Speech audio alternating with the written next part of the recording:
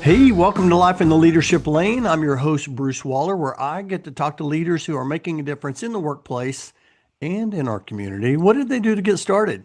And what are they doing to stay there? And here we are. We are in the summer of 2025, and we're in the middle of our HR Southwest Conference speaker series. And today I'm bringing you another special guest as I'm getting to talk with Bethany Adams. She's an assistant professor at Villanova University. She's also a speaker at the HR Southwest Conference in October of 2025, coming to Fort Worth, Texas. Bethany, I'm so excited to have you on the show. How you doing? I'm great. Thanks so much for having me, Bruce. I love it. And I always start the show with how I met my guests or when they came into my path. But this is the first time I got to meet you, Bethany. So I'm looking forward to it.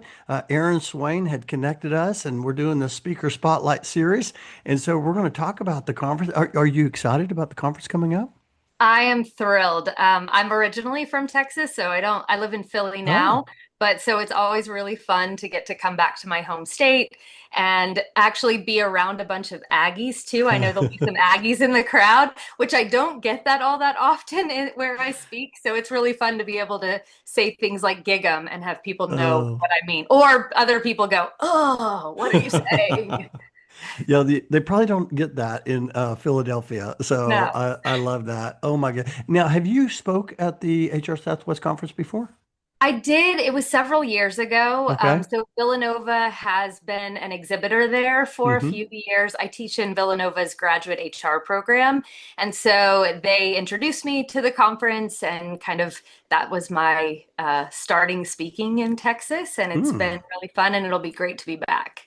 Yeah, my only really connection with Villanova is when I went to the Final Four. I was watching the Oklahoma Sooners. Right. That's my team. Play Villanova. And we had the Sorry. great Buddy Hield in Houston, and it was in Houston. So we're like, hey, let's just drive down and go to the game. We went to the game, and Villanova just destroyed Sorry destroyed about us. that. But But they were I so will good. say I like to take credit. Villanova does really well in my home state. So just send them back to Texas and they'll play good basketball. I love that. I love it. Well, we're excited to have you speaking this year at the HR Southwest Conference. We're going to talk about that. But before we do, I would love for the listeners just to get to know Bethany Adams. Like, where did you grow up, and how in the world did you get into teaching and speaking and all things leadership? Yeah, so like I said, I grew up in Texas, Mm-hmm. born and raised in Houston. I'm an Aggie, Mm-hmm. and I started my career after Texas A&M. I worked at Starbucks Coffee Company for a number of years. Oh, okay. I was in corporate training, and I got kind of my feet wet in HR. I was a psych undergrad major and business major, and so that was sort of my thinking. This is how I can apply psychology and business. I'm going to go into training and development and work in the HR space. And I enjoyed it, but the operational side of working in restaurants and retail is so Mm, challenging. Even when I was young, it is so challenging. But I did learn a whole lot. mm, I then went and worked as an HR director for a small restaurant chain and got my sort of feet wet in all aspects of HR. So I mm, got to do comp and ben, I got to do leadership development, a lot of generalist work, but it was a lot of fun. And while I was working there, I started teaching part-time, just one class on the mm, side at a community college, Blinn College, in mm. Texas. Yeah. And it was a lot of fun. Teaching sort of became the thing that got me energized for all of the other work that I had to do. And I realized at some point, like, why don't I make this my career since I Mm, seem to love this aspect of it? And, teaching isn't that far removed from HR. A lot of the work that we do in HR is around teaching and developing others. And so I've just sort of leaned into that part of it. I moved to Philadelphia to be with my boyfriend and found an opportunity at Villanova that kind of married all of my background mm. because Villanova has the longest running graduate program in HR in the country. And so it was really fun to kind of dive in. I work with adult learners, so at all aspects or all areas of their career. So some who are just getting started in HR and some who are at senior levels in HR going back for some additional education to kind of boost their resume and move them up in leadership. So it's been a lot of fun Mm. and I love it. I will say though that speaking is sort of the energizer for me. Ah. I really like because teaching becomes, just like any day job, your tasks become a little monotonous and teaching is sort of or speaking is sort of the side gig I see myself Hmm. as, even though I'm allowed to do it. It's not a forbidden side gig. It's one that they welcome and I get to do a lot of now. And so it's so much fun to get to go to conferences and kind of be hearing what is happening and what Mm. things are driving HR professionals so that I can bring that back into my classroom. So I'm really excited for the conference. I love that. Isn't that interesting though, how you were in training and development, you were director of HR, but yet you still were exploring teaching. Yeah. And you were talking about it at Blinn College.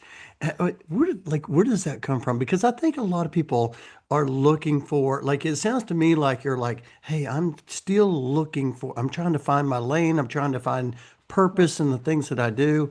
But the reason I want to bring this up is because that added to your job, like that added to the work that you're putting in every day. So it went from, hey, I have an 8-hour job to now I have 8 hours plus I got to prep for teaching.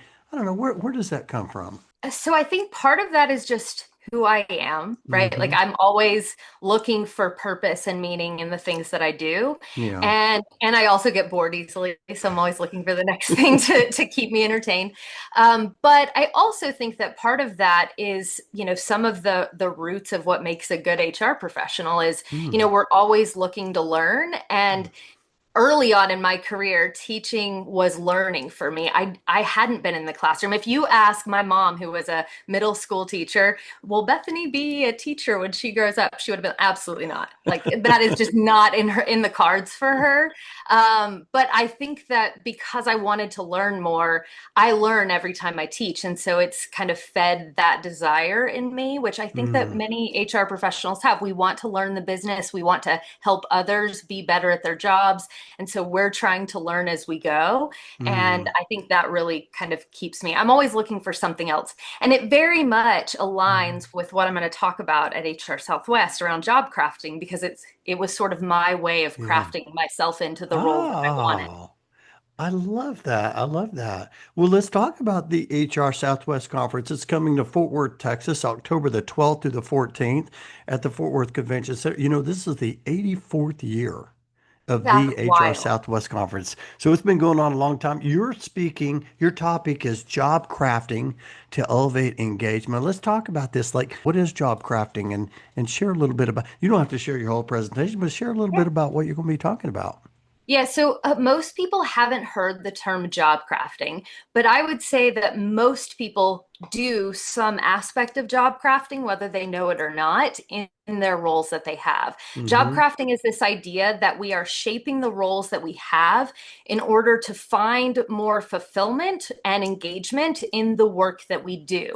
And we do Mm. that in three different ways. So sometimes that's like taking on new tasks. So if you think about like me taking on the teaching as kind of a Yeah. side part, even though that wasn't directly a part of my current job, Mm. it was something that my boss at the time was like, yes, absolutely, go do this. It'll, help you be better for us at the Mm-hmm. same time. So taking on new tasks or maybe changing the kind of work that you do, how much of certain tasks that you take on.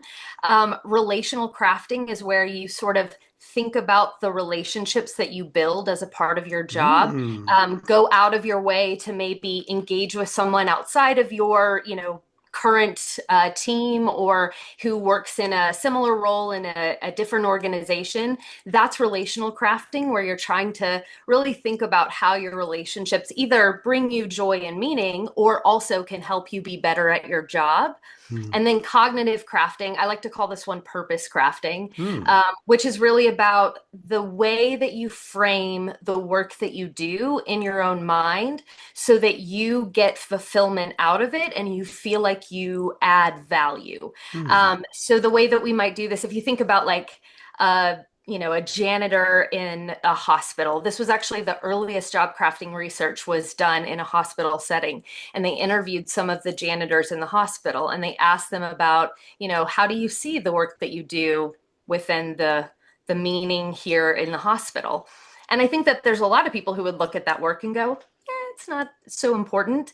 And many of these janitors would say, no, actually, my work is most important, right? I keep the Mm. hospital clean. I provide a sterile environment for patients so that they can heal. And so it's about the way that they see their work adding value to the larger Mm. organization, and that's cognitive crafting. So we're going to talk about those three things. We're going to talk about how they help us to find more engagement, and if you're a leader, we're going to talk about how you can create job crafting opportunities for the people you support so that they can find more meaning in their work and be more engaged. Oh my goodness, there is so much here. I Yes, love there all is. of when you start talking about the janitor in the hospital, I immediately went to, and I cannot remember the book. I think it was The Power of Moments, but Mm. I read where the President Kennedy was visiting NASA and he asked the gentleman sweeping the floor what his job was, and he said, "My job is to help put a man on the moon." Right. So Because, that person feels connected to the larger purpose yeah, of the organization. And it's hard to do that. It's hard for organizations to yeah. get people to feel that connected. Mm. But you can do it if you're purposeful. Oh my goodness. And I think there's a lot of leaders. There's probably a lot of people listening right now going, okay, I'm taking notes. I've already got a full page of notes, by the way, Bethany. But they're probably thinking, okay, I want more of this because that's what I want. Not, I want to feel that, but I want my team to feel that as well. Exactly. You talked about, and you're right. It's the first time I've heard it phrased as job crafting. But what really resonated with me was the relational crafting because I started thinking about it. I've been, my career has really changed through volunteering. So I Mhm. became a volunteer in Dallas HR, a North Texas relocation professional, different organizations I've volunteered for. And over the course of the years, and today I get to serve for Texas SHRM State Council, but over the years, the thing that's been the biggest fulfillment for me has been the relationships. And so Yeah. all of a sudden you said relationship crafting. Talk a little bit about a little more about relationship crafting. What's that done for you? And for those listening, dive into that just a little bit deeper. I'd love to hear that. Yeah, so it's funny, Bruce. Relational crafting, I could tell when I started going through these, I was like, this is the one that is going to totally resonate with you Oh, because I can see that already in how you've interacted with me. okay. Just having listened to your podcast a couple of times, like you are someone who seeks out relationships with Yeah. others in a way to find not just meaning for yourself, but Hmm. also to get to know people. That's Yeah. relational crafting. And I think that, so sometimes I teach an intro to HR class, and Okay. that class is for some of our students who don't have a lot of HR experience. They're Okay. brand new. Many of them are straight out of their undergrad, have Mm. like a couple of internships under their belt, and Yeah. they're just trying to figure out how do I get my footing. And I always go back to this idea that your network is the rest of your career. And Mm. right now, you are at a place where you don't have a very big network. And so you're starting in a job, and you can do one of two things. You can go to work every single day, do the best job that you can, and get the most out of all the tasks that you're doing and the learning that you're getting from what's around you. Or you can do all that and Mm. the and is and go also meet people Mm. and go also connect with people and go also add those people to your back pocket of this is my new career network and I never know where that is going to lead me. And I have some students who take me seriously on that. They go deep dive in their LinkedIn, they make a ton of relationships while they're in that class, and they connect with my connection. So I do this Mm. thing where I'll post something that says like, hey, my students in intro are looking for HR professionals to interview. If you're interested, like comment below. Mm-hmm. And I have some of them that are just like, how do I eat you up? Let me connect with as many people as I can. And some who are like, I'll do the one that I've been asked to Mm. do and move Yeah. on. Well, what always happens is the people who take the time to fill that bucket of relationships Yeah. are the ones who have the easiest transitions later on in their career. And I hear it over and over again. They come back and tell me this person that I met, not through you, but through someone else that knew you, that knew someone else, is the person who got me the job that I'm in today. Mm. Or they introduced me to this thing that I've now become a volunteer at and it fulfills me. And I just don't know that any of us know where our careers are going Yeah. at 20 versus 40 or Mm. 50. Like our jobs and our careers change so drastically. And so for me, relational crafting is this way to build relationships with people who are in different places, different spaces than me, figure out like how do I, and maybe it's not a deep connection long term, but Yeah. maybe it's just someone who we connected for a moment, and in a year I might see an opportunity to connect with you again, and hopefully it was a great Mm. relationship for you too, and we can come back to that. And I find meaning in that, and I think it also helps me find meaning in the work that I do. I love that. Do you feel like you were a networker before, like growing up? Was that just kind of part of it or? So I'm definitely a very social person, right? Yeah. Okay. Extroverted to the Yeah. T. But I don't know that I would say I was a networker. I Yeah. think that Oh, networking is more of a skill yeah. where you're doing it with purpose, which is what relational crafting is. Yeah. And being extroverted and social is more just a personality trait. And so you can leverage that personality Mm. trait for relational crafting, but it doesn't necessarily like translate into that. I'm glad you shared that. That is so good because you're right. I think that is a skill. As a matter of fact, whenever I have college students, they're in transition, they're getting ready to go into the workplace, they'll reach out and say, "Hey, can I connect with you?" And they'll ask me, "Hey, do you have any advice?" And I give them this. I give everyone the same advice. Hey, listen, I'm going to connect you with a couple of HR professionals. And I think they're going to give you some great advice. But here's what I want you to do. When you're done, I want you to ask them, who can you connect me to? And just keep that Exactly. chain going and build your network because that will be your biggest return.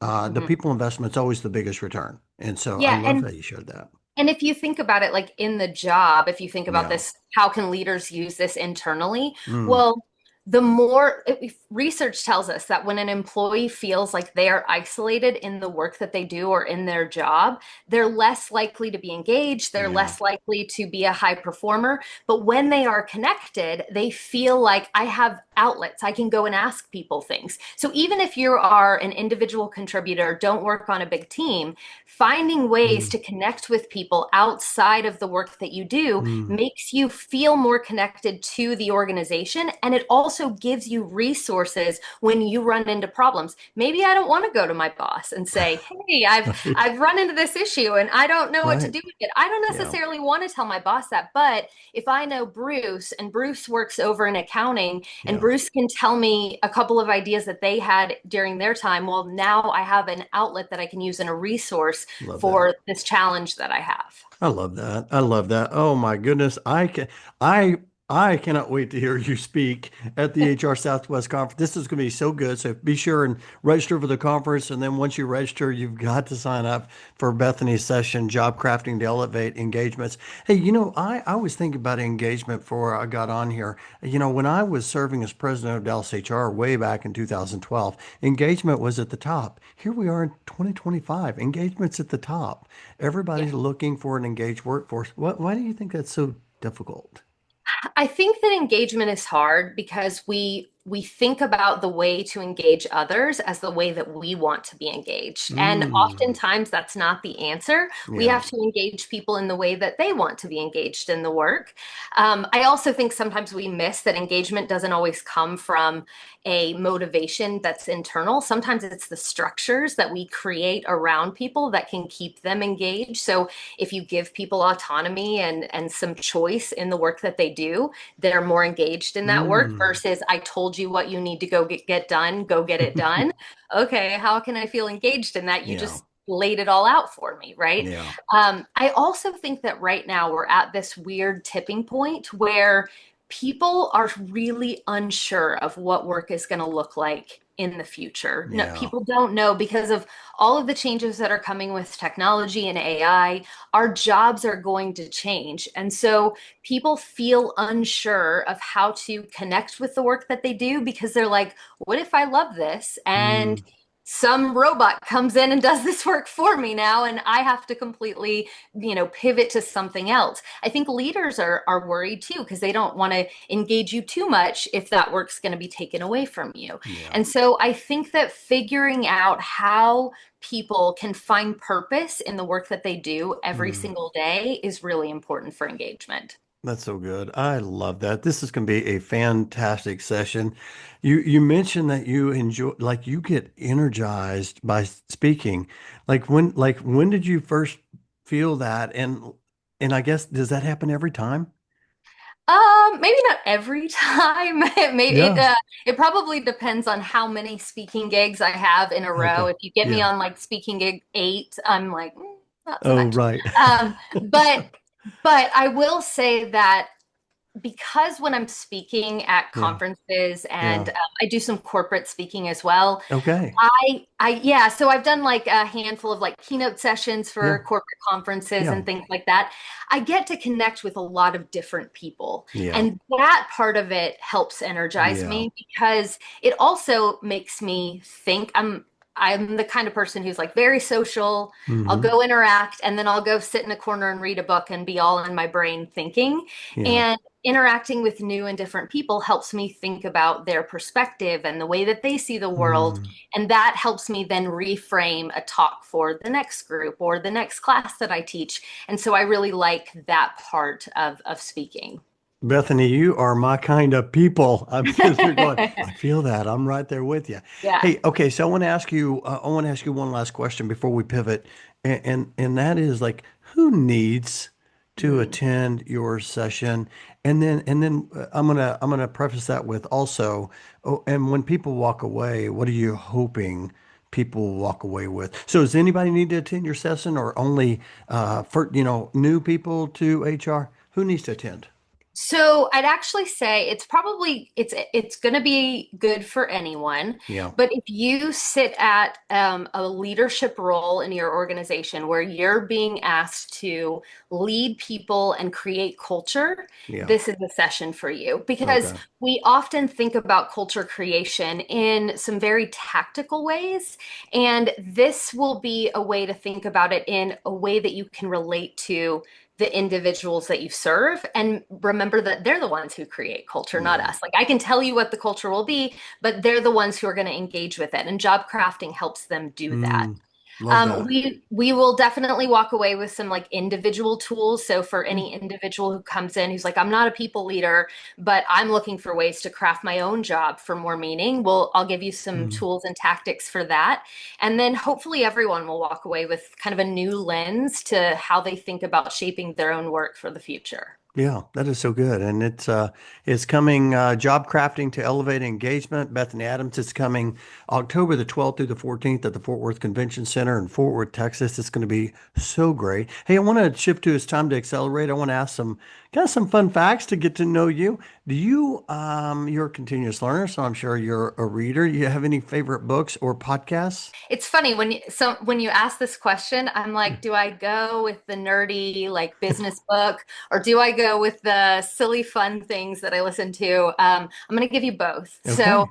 the book that I always recommend, I recommend this to students and whenever I'm speaking, it's called No Hard Feelings, and Hmm. it is by Liz Fosseline and Molly West Duffy. Okay. No Hard Feelings is the name of it. It is about emotional intelligence in the workplace, but it's not just it's definitely one that you will read and be like, I could go reread that chapter in another month and get something out of it. It's fun. Liz is an artist as well, so there's like lots of little fun drawings in it that draw you in, and they have a great Instagram account. Liz and Molly, at Liz and Molly, something like that, that you Okay. can follow if you're into that.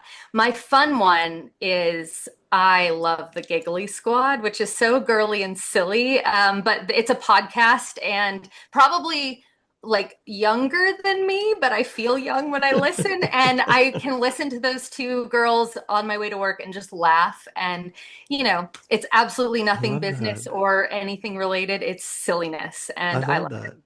You know what's cool about this podcast? This is, I don't know, this is about my 230th episode or so. And everyone gives me this book, and I'm immediately going to Amazon and it. ordering this Yeah. book. And I have so many unread books. Like, Yeah. oh my, but that sounds so fantastic. I've not heard of No Hard Feelings. So I'll definitely be checking that out. Okay. So I know you're a continuous learner, but what's something you've always wanted to learn that you haven't learned yet? I want to learn to juggle. I have my boss can juggle, and whenever we go to conferences, we give out these little like squishy basketballs, and he will like stand around and juggle the basketballs, and I'm Mm, like, I I want to love know how to do that. that, but it takes so much practice, and I Yes. do not have enough discipline to sit myself down and learn to practice juggling. But I want to. One of these days, I'm going to show up at a conference and I'm just going to be Mm. juggling. So I can juggle three small balls, like tennis balls. It's You so have me beat. cool. Yes. Yeah. No, it's so cool. So now I want to juggle four, but I can't quite, I don't put enough practice to get that. I love that. I love that. So we're going to have to do some juggling when we're out at the conference. Maybe you can give me a lesson There you when we're go. in I love Texas. that. Oh, okay. So what are you looking forward to most at the conference? You've been there before. What are you looking forward to most? So at the conference, I'm looking forward to some good sessions. There's some really great speakers Yeah. on the list, so I'm excited to get to some of those. Like I said, I'm excited to hang out with a bunch of Aggies or the people who ate the Aggies, which is totally fine with me. And I am also very much looking forward to some excellent barbecue because Oh, nobody does yes. it Oh, like we yes. do in Texas. Oh, yes. I love it. I love it. And the square's got plenty of it. And so Yes. it's going to be so good. Again, be sure and register for the HR Southwest conference. You can register at hrsouthwest.com and be sure and click on Bethany's session. This is going to be so good. Okay, this is my final question. I've asked this to every guest that I've had on my show. And the question is, Bethany, 10 years older. She's around the corner and she's knocking at your door, and you are going to get up and go answer that door. When you answer that door, what's she going to tell you? So I don't want to think about Bethany 10 years older because Mm, that puts me in a decade I'm not ready to be in yet. But I think that she would probably tell me right now that I need to stop worrying about what everybody else thinks and just do mm, the things that I want to do. No matter where you are in your career, many of us tend to lean into a little bit of imposter syndrome, mm, whether that's, something that like we haven't had the title that we thought we mm. should have at this point in our career. Maybe we haven't done all the things that we thought we should do. And so should I be where I am? And I need someone to tell me, Bethany, get out of your own way. Just go do the things you know you're capable of doing. So Get out of your own way. Oh my goodness. That is so good. And you know what? There's somebody right now that's listening that said, I needed to hear that.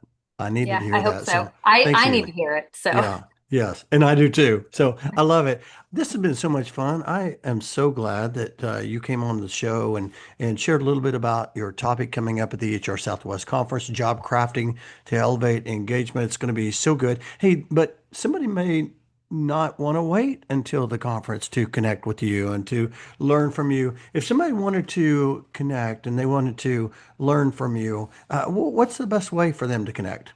yeah, so I'm on all the social places, but Okay, most active on LinkedIn. okay. Um, I regularly post and share things that are happening. So I'm Bethany J. Adams Mm. on LinkedIn. So find me there. Bethany J. Adams. I'll make sure and put that link in the show notes. And if you or when you connect with Bethany, be sure and let her know, hey, I heard you on Life in the Leadership Lane, and here's something you said that really resonated with me, and that will make the connection so much richer. And so I'm so glad that you came on the show. Thank you for sharing your wisdom and perspective around engagement. I know that everyone's going to enjoy your session. I'm going to enjoy your session, and I can't wait to see you in Fort Worth. So thanks for coming on the show.